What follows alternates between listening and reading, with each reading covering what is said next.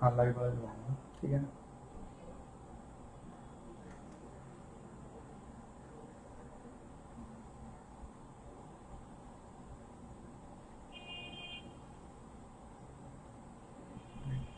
Good afternoon, everyone. I am Dr. Kumar Abhishek, Consultant General and Laparoscopic Surgeon at Healing Hospital, Sector 34, Chandigarh. आज हम बात करेंगे hernia के बारे में, और ऐसे काफ़ी सारे सवाल हैं जिसके बारे में हमारे पेशेंट्स हमसे रेगुलरली पूछते रहते हैं सर्जरी से पहले कि हर्निया क्या होता है, कैसे होता है, और उसके बारे में डिटेल में आज हम डिस्कशन करेंगे। So we have prepared a list of questions which the patients usually ask us before the surgery, before the admission, and today we'll be discussing that in detail. सबसे पहला सवाल है कि हर्निया के कॉजेज़ क्या होते हैं, उनके सिम्टम्स क्या होते हैं, प्रिवेंट कैसे होता है और ट्रीटमेंट कैसे होती है। First of all we'll take up the causes of hernia.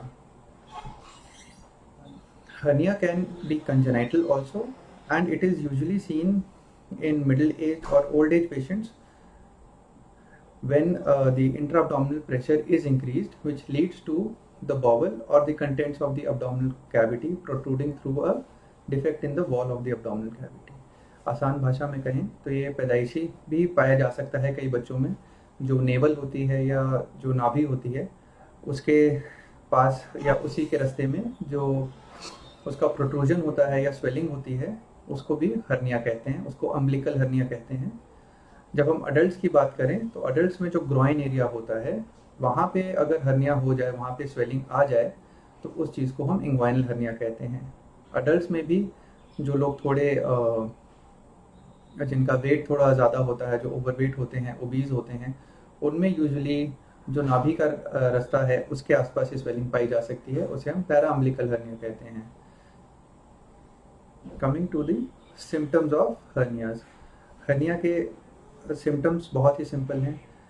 एक, जैसे मैंने अभी आपको बताया, ग्रॉइन में या अम्बिलिकस या नाभि के आसपास हमें एक स्वेलिंग देखने को मिलती है, महसूस होती है, जो खांसने पे या फिर जब हम स्ट्रेन करते हैं, जब हम प्रेशर एक्सर्ट करते हैं एब्डोमेन में, तो वो स्वेलिंग बढ़ जाती है और वो स्वेलिंग अपने आप ही प्रेशर कम होने पे वापस चली जाती है। उस चीज़ को हम हर्निया कहते हैं। सो ये जो स्वेलिंग जब वापस चली जाती है उसको रिड्यूसिबल हर्निया कहते हैं, यानी कि वो अपनी जगह पे कंटेंट्स वापस चले गए हैं। कई बार ये स्वेलिंग वापस नहीं जाती है, यानी वो हर्निया की नेक्स्ट स्टेज हो जाती है, जिसे हम इरिड्यूसिबल हर्निया कहते हैं। जानने वाली बात यह है कि इन दोनों स्टेजेस में यूजुअली पेन नहीं होता है, यानी कि अगर हमारा हर्निया अनकॉम्प्लिकेटेड है और इनिशियल स्टेजेस में है, so it is a painless swelling जो अपनी जगह पे वापस चली जाती है, या फिर कई बार वापस नहीं भी जाती। जब वो वापस नहीं जाती है, यानी कि उसमें कॉम्प्लिकेशन होने के चांस बढ़ गए हैं। अगर हर्निया पेनफुल होता है तो इसका मतलब है कि वो हर्निया कॉम्प्लिकेट हो चुका है, यानी वहाँ पे आके हमारे पेट के अंदर की आंतड़ी जो है उसमें फंस सकती है और उसमें रुकावट आ सकती है, पेट में फुलावट आ सकती है, आंतड़ी का गैंग्रीन हो सकता है। So these are the different complications and delayed stages of hernia. Now coming to how can we prevent a hernia. Hernias usually can not be prevented. एक बार अगर हर्निया बन गया है तो उसका जो इलाज है वो सिर्फ सर्जरी ही है। बिना सर्जरी के ये हर्निया की प्रॉब्लम ठीक नहीं होती है। कई लोग इस हर्निया सर्जरी को डिले करते रहते हैं कि हमें सिर्फ स्वेलिंग है लेकिन इसमें कोई पेन नहीं है, तो ये भी एक तरीके से मिसकंसेप्शन है। जितना हम सर्जरी को डिले करेंगे उतना ही हर्निया का साइज बढ़ता जाएगा, उतना ही हर्निया की सर्जरी बाद में कॉम्प्लिकेट होने के चांसेस बढ़ जाते हैं, और उतना ही हर्निया इटसेल्फ कॉम्प्लिकेट होने का चांस भी बढ़ जाता है। Now coming to the treatment. जैसे मैंने अभी आपको बताया कि हर्निया की जो ट्रीटमेंट है इसमें सिर्फ और सिर्फ सर्जरी ही इसका परमानेंट ट्रीटमेंट है। बिना सर्जरी के ये चीज़ ठीक नहीं होती है। अब सर्जरी दो प्रकार की होती है, या तो हम ओपन सर्जरी करते हैं या फिर हम लैप्रोस्कोपिक सर्जरी करते हैं। दोनों सर्जरीज में जो सबसे ज़रूरी बात है वो ये है कि हम इसमें एक मैश डालते हैं। मैश एक सिंथेटिक प्रोस्थेटिक मटेरियल होता है जो कि हर्निया वाली जगह पे रखा जाता है डिफेक्ट को रिपेयर करने के बाद। वो जो मैश है वो उस डिफेक्ट को या जो हमने रिपेयर किया है उसको स्ट्रेंथ देती है ताकि हमारा हर्निया दोबारा ना हो। Coming to the second question, what are the types of hernias. Hernia की अलग अलग क्या प्रकार का हर्निया होता है। Based upon the anatomy, based upon the anatomy hernia अलग अलग तरीके का हो सकता है। जैसे मोस्ट कॉमनली मेल्स में देखा जाता है वो ग्रॉइन रीजन में होता है, यानी कि जहाँ पे हमारी थाइज और जो हमारा पेट है वो जाके मिलता है, उस जगह पे जो स्वेलिंग पाई जाती है उसे इंग्वाइनल हर्निया कहते हैं। जो नाभि के पास हर्निया पाया जाता है उसे अम्बिलिकल हर्निया या पैरा अम्बिलिकल हर्निया कहते हैं। इंसिजनल हर्निया भी एक प्रकार का हर्निया होता है। कई लोग होते हैं जिनमें कोई और सर्जरी हुई होती है पेट के अंदर, लेकिन थोड़े समय बाद 6 महीने, साल या कुछ समय पास होने के बाद जो सर्जरी का जो चीरा है, जहाँ पे चीरे का निशान है, उस जगह पे एक स्वेलिंग आने लग जाती है। और वो स्वेलिंग वैसी ही होती है, यूजुअली पेनलेस होती है, और स्वेलिंग धीरे धीरे बढ़ती है और प्रेशर कम होने पे या लेटने पे वो स्वेलिंग चली जाती है, और उसके भी वही स्टेजेस रहते हैं। तो उस चीज़ को हम इंसिजनल हर्निया कहते हैं। इंसिजन का मतलब होता है जहाँ पे हम चीरा लगाते हैं, उसको चीरे को इंसिजन कहा जाता है। तो जिस जगह पे चीरा लगा हो उस जगह पे अगर हर्निया बन जाए उसे इंसिजनल हर्निया कहा जाता है। तो ये होते हैं अलग अलग टाइप के hernias. The next question on our list is, how do I know if I might have a hernia. तो जैसे मैंने आपको बताया कि हर्निया का जो सबसे कॉमन सिम्टम है वो है एक स्वेलिंग आना, और वो स्वेलिंग ऐसी होती है या सोजिश ऐसी होती है जो लेटने पे या बैठने पे या जब हम प्रेशर एक्सर्ट नहीं कर रहे हैं वो स्वेलिंग गायब हो जाती है। जैसे कई बार लोग खड़े होते हैं या स्टूल्स पास करने लगते हैं, कि कई लोगों को क्रॉनिक कॉन्स्टिपेशन होती है या कई लोगों को क्रॉनिक कफ होती है। खांसते टाइम अगर उन्हें एक स्वेलिंग महसूस हो रही है या दिख रही है और खांसी बंद करने पे वो स्वेलिंग गायब हो जाती है, तो वो हर्निया की स्वेलिंग है। Now coming to the next question, what causes a hernia in adults. Now that is a good question. Hernia adults में कई कारणों से हो सकता है, पर उसका सबसे इंपॉर्टेंट कारण होता है पेट के अंदर प्रेशर का बढ़ना। पेट के अंदर प्रेशर किन कारणों से बढ़ सकता है, जैसे कि कई लोग हैं, जैसे मैंने अभी समझाया, कि जिन लोगों को क्रॉनिक कफ रहती है, कई लोग होते हैं जिनको टीबी की शिकायत है, जो क्रॉनिक स्मोकर्स हैं, जिनको बार बार खांसी आती है, तो उस वजह से जब हम खांसते हैं तो पेट का प्रेशर बढ़ता रहता है। और जो हमारे पेट के अंदर पोटेंशियली वीक स्पॉट्स होते हैं, जो हमारे ग्रोइन में होता है या जो नाभि में होता है, वो उस प्रेशर की वजह से खिंच के पतले हो जाते हैं और डिफेक्ट और वीक हो जाता है, जिस वजह से वहाँ से हर्निया आ सकता है। So the most common cause is increased intra abdominal pressure. अब इसके कई कारण हो सकते हैं, जैसे क्रॉनिक कॉन्स्टिपेशन हो सकती है। कई लोग ओल्ड मेल्स होते हैं जिनमें गदूद की या प्रोस्टेट की प्रॉब्लम होती है, जो यूरिन पास करने में स्ट्रेनिंग होती है, उस वजह से ये प्रॉब्लम हो सकती है। क्रॉनिक कफ, क्रॉनिक स्मोकिंग की वजह से ऐसी प्रॉब्लम्स आ सकती हैं। The next question is, how serious is a hernia.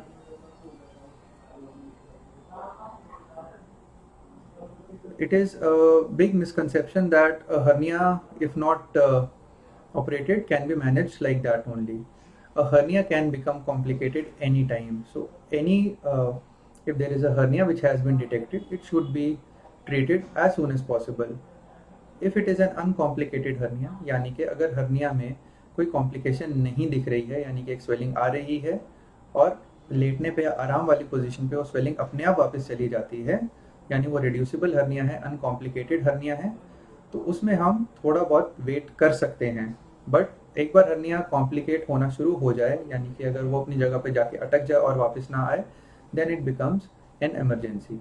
So I would advise कि ये चीज़ इमरजेंसी ना बने और हमें इसे इनिशियल स्टेजेस पे ही ट्रीट कर लेना चाहिए। Now what are the benefits of treating hernia at an initial or an early stage. The benefit is, first of all, कि it is an uncomplicated hernia, therefore the results of the surgery would be good. Secondly, जो defect है वो usually हमारा छोटा रहेगा और आसपास के जो मसल्स हैं, जो मांसपेशियां हैं, वो स्ट्रॉन्ग रहेंगे, जिसकी वजह से हमारा जो हम डिफेक्ट को रिपेयर कर रहे हैं वो रिपेयर भी स्ट्रॉन्ग रहेगा, और जो हमने मैश लगानी है वो भी अच्छे से उस जगह पे टिकी रहेगी।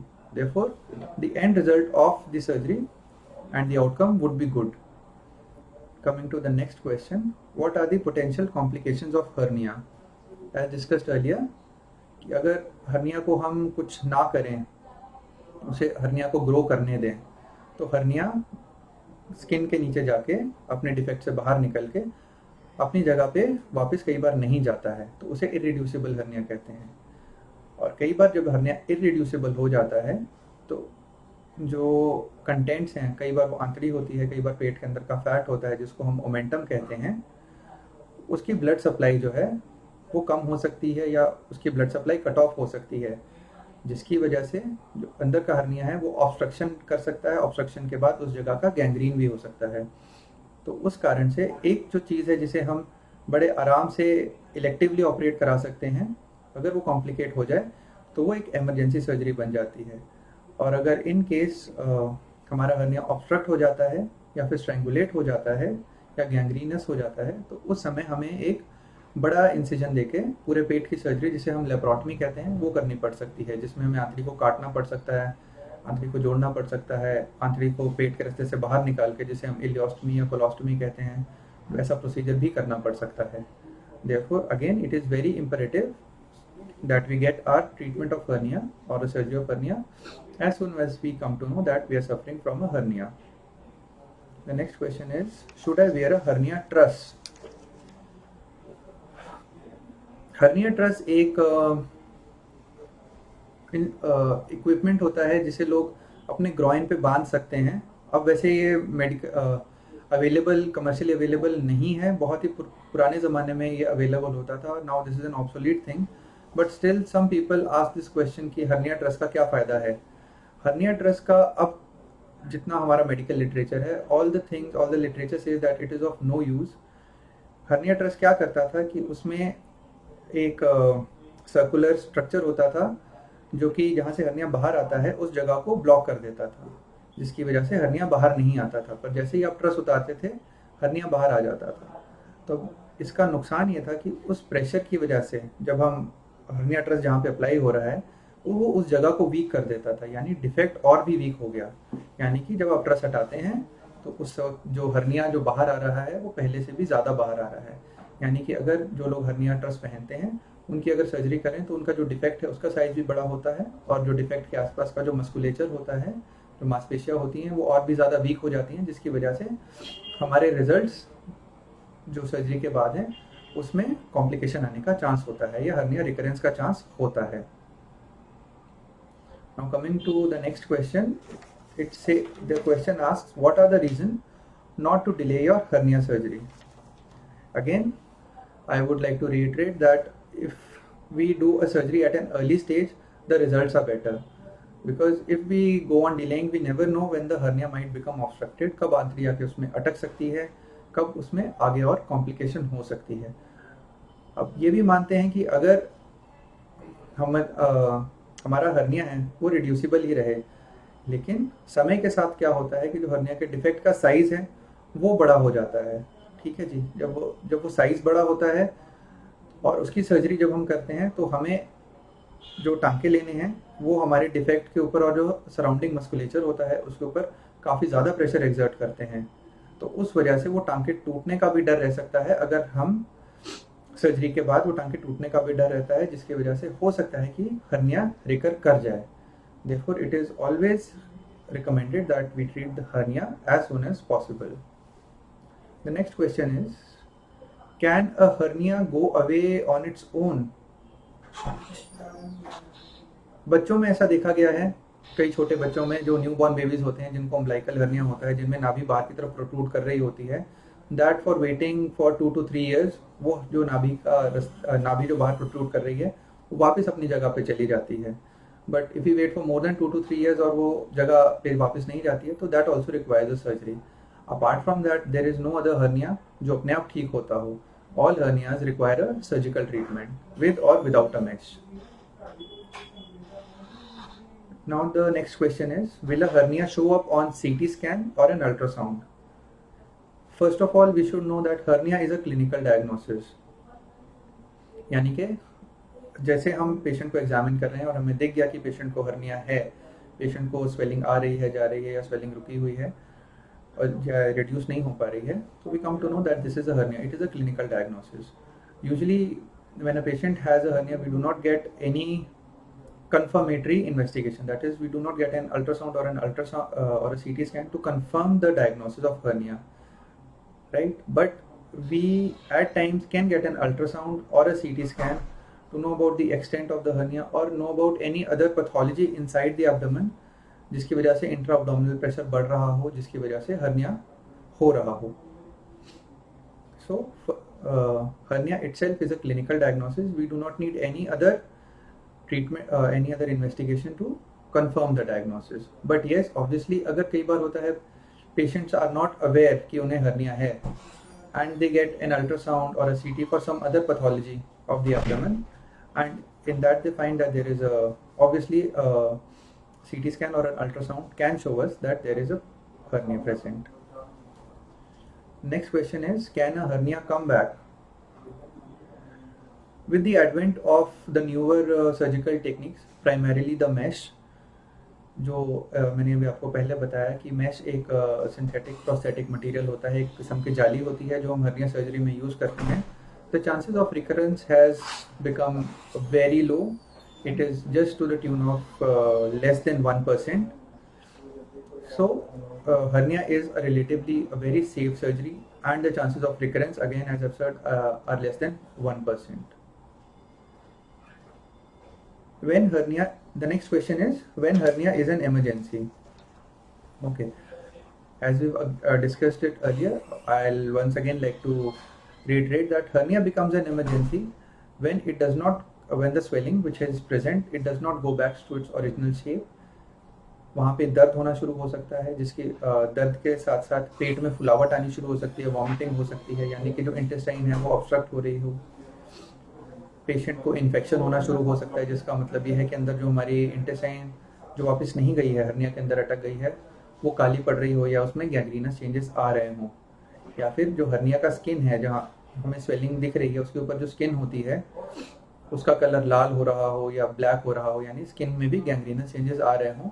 In that case, it becomes an emergency. The patient has to rush to the hospital, and the patient may require a bigger surgery, and the primary defect might be closed but without a mesh. The next question is, when does hernia need a surgery? We've already discussed this question earlier, but again I would like to tell you that whenever there is a hernia, specifically I am talking about the adults, whenever you see a hernia, it should be operated as soon as possible. We should not delay it too much. That is, again, that a hernia surgery is not an emergency, but again, it should not be ignored, right? So, जैसे हमें पता लगता है कि हमें एक hernia है, तो we should get it operated as soon as possible, again, to avoid all the complications of hernia or delayed surgery. Next question is, when should I see a doctor about my hernia? As soon as you come to know about the diagnosis of hernia, कि आपको कोई swelling है जो suspicious लग रही है, जो आ रही है, जा रही है, जो swelling आती है और गायब हो जाती है. Whenever you notice that there is such a swelling in your body, you should come and consult a doctor. The next question is, what is typical hernia surgery recovery time?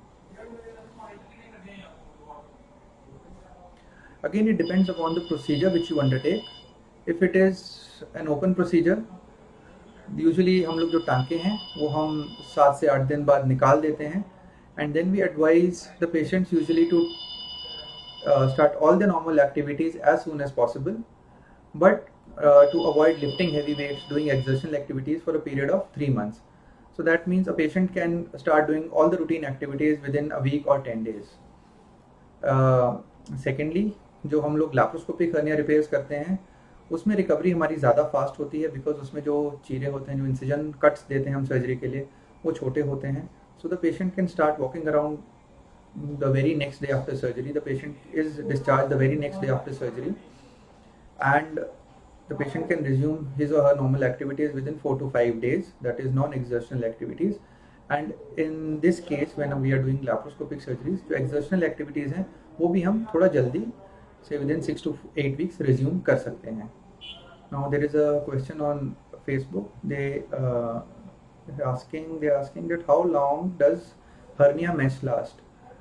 A hernia mesh lasts lifelong. If it is put inside your body, it will stay there. It becomes a part of your body. It does not go away. It does not dissolve. It does not go anywhere. It becomes a part of your body, so much so that it adds strength to the weak tissue जहाँ से hernia आया है.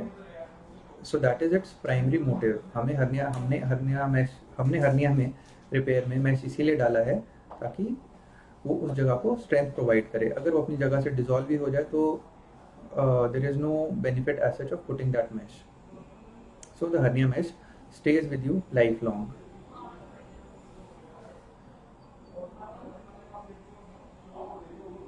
The next question is it common to have a hernia with fatty tissue? Well, yes. जो हमारे majority umbilical या para umbilical hernias होते हैं उसमें ज़्यादातर हमारा फैटी टिश्यू ही होता है, स्पेसिफिकली इन ओबीज पेशेंट्स. जो ओबीज पेशेंट्स होते हैं उनका जो हर्निया यूजुअली नाभि के पास होता है वो कई बार मेजॉरिटी केसेस में वो रिड्यूसिबल नहीं होता है. वो हमारा एक्स्ट्रा पेरिटोनियल यानी पेट के और जो हमारी एब्डोमिनल वॉल है उसके बीच का एक फैट होता है जिसे हम प्री पेरिटोनियल फैट कहते हैं, वो आके अटक जाता है. तो उस कई बार वो कंटेंट होता है. तो it is quite common to have fat as content of the hernia. The next question is can I get surgery for my hernia without mash?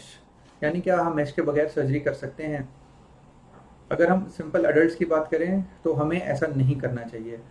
हमारी जो मैश है that is the cornerstone of hernia management surgery. अगर हम hernia surgery में mesh का use नहीं करेंगे तो chances of recurrence are very high to the tune of 40 to 60%. Now coming to those cases जहाँ पे हम हर्निया मैश यूज़ नहीं करते हैं, वो हम हर्निया मैश यूज़ नहीं करते हैं जो छोटे बच्चों की हम सर्जरीज करते हैं जो ग्रोइंग एज में होते हैं. क्योंकि अगर हमने मैश यूज़ करी तो वो जगह ग्रो नहीं करेगी, तो बच्चे की जो ग्रोथ है उसमें हिंड्रेंस हो सकती है अगर हम मैश यूज़ करेंगे. देयरफॉर हम जो छोटे बच्चे होते हैं उसमें मैश यूज़ नहीं करते हैं. इसके अलावा जो हर्नियाज इन्फेक्ट हो जाते हैं, कॉम्प्लिकेट हो जाते हैं, उसमें यूजुअली हम मैश का यूज़ नहीं करते हैं.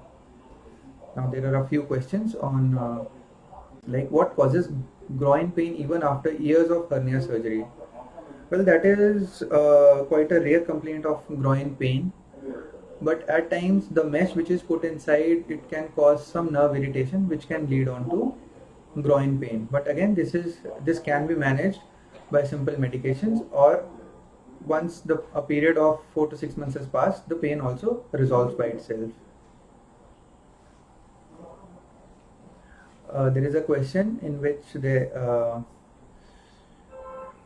it has been asked that what is the reason of developing hernia post pregnancy. Pregnancy के बाद जो हर्निया होता है वो नाभि के पास होता है, जिसमें अगेन जो हमारी अम्बिलिकस है वो बाहर को प्रोट्रूड कर सकती है, अम्बिलिकस में स्वेलिंग आ सकती है. Again the reason for this is increased intra abdominal pressure. जब बच्चा यूट्रस में बढ़ रहा होता है तो उस समय जो पेट है वो भी फूलता है, जिसकी वजह से पेट का प्रेशर बढ़ता है. जो हमारे मसल्स होते हैं वो बाहर की तरफ स्ट्रेच होते हैं, जिसकी वजह से जो अम्बिलिकस का एरिया है जो एक इनहेरेंट वीक स्पॉट होता है एब्डोमिनल वॉल में, वो और वीक हो जाता है और इंक्रीज प्रेशर की वजह से वो बाहर आ जाता है. इसके ट्रीटमेंट के लिए एक बार जब डिलीवरी हो जाती है और उसके बाद हम we can wait for up to around say a year or so, a year or two, and if by that time the protruded umbilicus goes back and the hernia is resolved, then obviously we do not have to do anything. लेकिन कई बार देखा गया है कि जो patients होते हैं, जो फीमेल्स होती हैं आफ्टर डिलीवरी, अगर वो ओबीज हैं और उनकी बॉडी एक्टिविटी या फिजिकल एक्टिविटी काफ़ी रिस्ट्रिक्टेड है प्रेगनेंसी के बाद, तो ये डिफेक्ट पेटेंट रह जाता है और हर्निया पेटेंट हो जाता है. तो in that case they will require a surgery.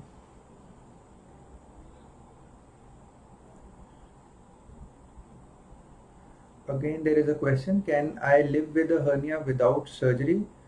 Yes, obviously you can live without a surgery, but the thing is that we do not know when that hernia might get complicated and when you might require you should definitely get a surgery for that. अब कई लोग ऐसे होते हैं जो कहते हैं कि कौन से केसेस हैं जिसमें हमें हर्निया में सर्जरी नहीं करनी चाहिए. So there are only a very few indications of not doing a surgery in a hernia.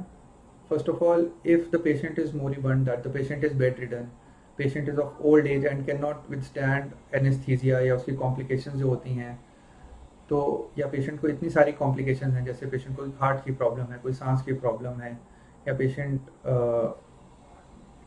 Is so much old age कि वो बेड रिडन है, बेड से नहीं हिल सकते हैं, तो in those cases we usually where the complications outweigh the benefit of a surgery, therefore we do not advise her surgery in those cases. But apart from that, if any healthy male or female has a hernia, they should undergo a surgery and get the hernia corrected. Well, we've come to the end of the list of the questions. I hope this session was informative to you. If there are any queries regarding hernia or or regarding any types of hernia surgeries, you are free to contact us in Healing Hospital, Sector 34, Chandigarh. Thank you.